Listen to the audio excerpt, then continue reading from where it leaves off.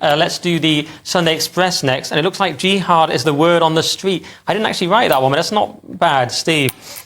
Met Police say no crime committed at Palestine protest after jihad chants. So there were some protesters who, when asked the question, like, how do you solve this situation? They shouted jihad.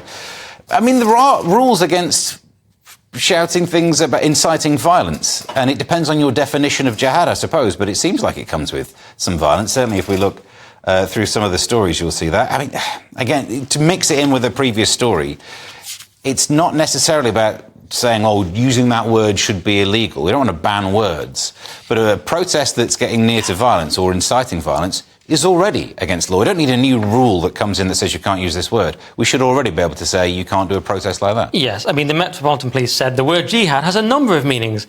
And it's like, yeah, this wasn't a religious book group. It wasn't a book study. It was a guy shouting it on the street who, in another video, by the way, said the only solution is jihad by the armies of the Muslim countries. To me, not particularly ambiguous, Cressida. Well, I thought that was him trying to say it's not for us to do it, it's for the military to do it. So I thought that was a kind of get-out clause. But, yeah, I mean, it's yeah, not but good, does that make it better? He said there are people with arms in Egypt, Pakistan, Saudi Arabia and Jordan, and right now they are boiling like we are boiling.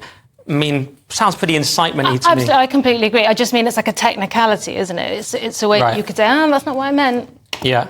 Yeah, I mean, I suppose the police know they can't actually contain this. Is that what it's about, Steve? They know that they can't arrest everyone. They have to try and tamp it down, but actually they just make people more angry. Well, I don't know if they are making people more angry that they'd have to then calm down afterwards.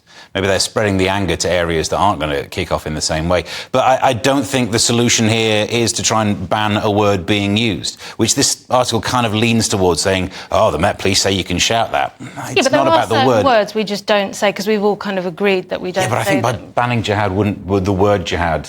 No, I mean, as Andrew Dolan said, I think it's in his book as well, it's not the word, it's when it's used. It's when you take a word and use it as a weapon to incitement. So it's not about free speech. It's the word, you're using the word in that context as a weapon, and it ceases to be a speech issue and becomes an incitement issue. Yeah, which we can already look for, we can already do. I mean, the police already should be doing more. I take your point on that. Part of incitement is the proximity to the site of violence. It's how immediate it is and how whether it directly leads to violence. So, slightly complicated issue, but not quite as complicated as they're making it sound, I would argue.